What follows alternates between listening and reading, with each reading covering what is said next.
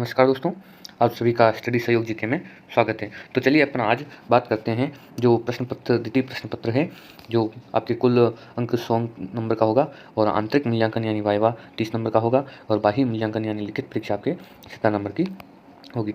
अब द्वितीय प्रश्न पत्र में इकाई 2 विविध परंपराओं में शिक्षा की अवधारणा, ये आपके 10 नंबर की इकाई आएगी। तो चलिए अपन शॉर्ट नोट्स स्टार्ट करते हैं। स्टार्ट करने से पहले अगर ये आपको वीडियो पसंद आता है, अच्छा लगता है, तो आप सब्सक्राइब जरूर करें और लाइक ज़रूर करें वीडियो को और ज़्यादा से ज़्यादा शेयर करें, जिससे कि हमें मोटिवेशन मिलता रहे। और आप टेलीग्राम चैनल भी ज्वाइन कर सकते हो। टेलीग्राम का लिंक डिस्क्रिप्शन में दिया गया है, तो आप टेलीग्राम भी ज्वाइन कर सकते हो। तो चलिए अपन शॉर्ट नोट्स स्टार्ट करते हैं। पहला प्रश्न है कि वेद हमें कौन कौन सी जानकारियाँ उपलब्ध कराते हैं। तो वेदों में पाई जाने वाली शिक्षा उस काल की शिक्षा के स्वरूप एवं उनकी प्रयोजन मूलकता से परिचित करवाने के साथ साथ हमारी संस्कृति, इतिहास, दर्शन, कला, रहन सहन, आचार व्यवहार, रीति नीति, भाषा विज्ञान, संगीत इत्यादि संबंधी विचारों की जानकारी उपलब्ध कराते हैं। अगला प्रश्न देखते हैं दोस्तों कि वेदों को कितने भागों में बांटा गया है। तो वेदों को 4 भागों में बांटा गया है, जो कि पहला है ऋग्वेद, दूसरा है यजुर्वेद, तीसरा है सामवेद और चौथा है अथर्ववेद। फिर अगला प्रश्न देखते हैं दोस्तों कि बौद्धकालीन परंपरा में ज्ञान प्राप्ति के स्रोत क्या क्या थे। तो बौद्धकालीन जो परंपरा थी उसमें ज्ञान प्राप्ति के स्रोत कौन कौन से थे। तो बौद्ध परंपरा में संवाद, अनुभव, तर्क, मनन, चिंतन, विश्लेषण, व्याख्या एवं बुद्धि ज्ञान प्राप्ति के प्रधान स्रोत थे। अगला प्रश्न देखते हैं दोस्तों, जैन धर्म के अनुसार सच्चा वेद ज्ञान क्या है। जैन धर्म के अनुसार व्यक्ति के जीवन को उन्नतशील बनाने वाला ज्ञान ही सच्चा वेद ज्ञान है। वेद ज्ञान के माध्यम से ही चरित्र उच्च बन सकता है और सम्यक ज्ञान, चरित्र एवं दर्शन के माध्यम से ही मोक्ष प्राप्ति संभव है। अगला प्रश्न देखते हैं दोस्तों, वैदिक परंपरा की शिक्षण विधि क्या थी। तो शिक्षा का स्वरूप, वैदिक शिक्षा में मंत्रों के महत्व के कारण उनके शुद्ध उच्चारण की शिक्षा दी जाती थी। वेदों को समझने की शिक्षा छंद, व्याकरण, निरुक्त, कल्प तथा ज्योतिष का पूर्व ज्ञान आवश्यक था। यही वेदांग कहलाते थे।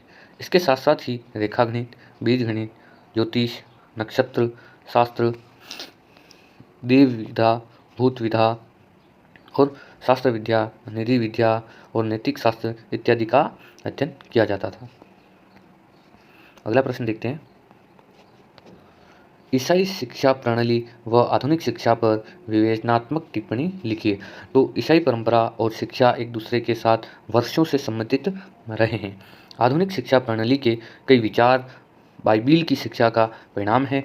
बाइबिल में प्राप्त यीशु के विचार और प्रारंभिक चर्च के विचार के अनुसार शिक्षा मस्तिष्क की कसरत मात्र नहीं वरन मनुष्य के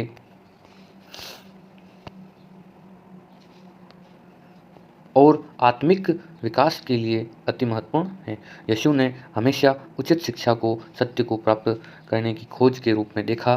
शिक्षा से संबंधित माध्यमों का प्रयोग जैसे कि संवाद, सोचना, तर्क वितर्क सत्य की प्राप्ति के लिए होना आवश्यक है।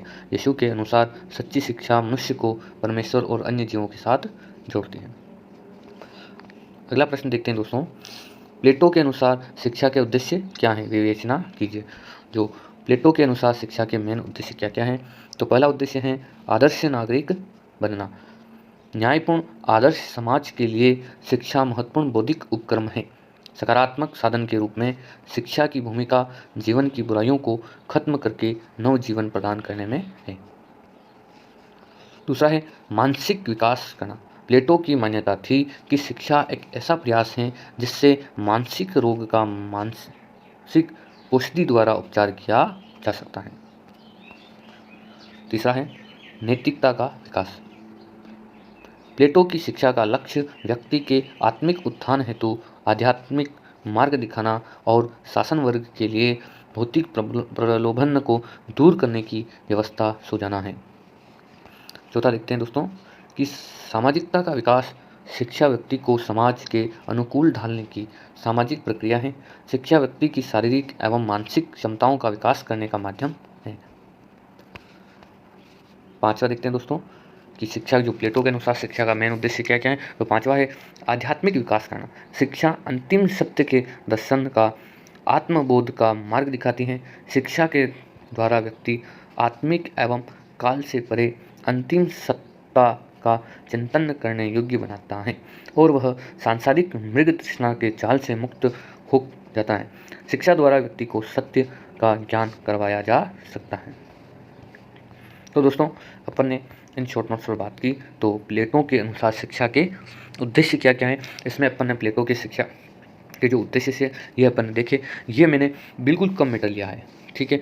तो इस कम मीटर में को आप समझकर अपने हिसाब से लिख सकते हो। क्यों? क्योंकि मेरा उद्देश्य है आपको शॉर्ट नोट्स के बारे में जानकारी देना, शॉर्ट चीज़ें पढ़ाना कि कम समय में कैसे तैयारी की जाती है, उसके लिए आपको पढ़ाना। तो इसीलिए तो आशा करता हूँ दोस्तों कि आपको ये वीडियो पसंद आया होगा। और आज अपन ने बात की कि द्वितीय प्रश्न पत्र जो कि इकाई 2 है, विविध परंपराओं में शिक्षा की अवधारणा, ये आपके 10 नंबर की इकाई आएगी। तो दोस्तों आपको अगर वीडियो पसंद आया हो तो लाइक और सब्सक्राइब ज़रूर करें और इस वीडियो को ज़्यादा से ज़्यादा शेयर करें, जिससे कि हमें मोटिवेशन मिलता रहे। और आप टेलीग्राम चैनल भी ज्वाइन कर सकते हो, टेलीग्राम का लिंक डिस्क्रिप्शन में दिया गया है। तो चलिए अपन मिलते हैं अगले वीडियो में। तो आपका बहुत बहुत धन्यवाद।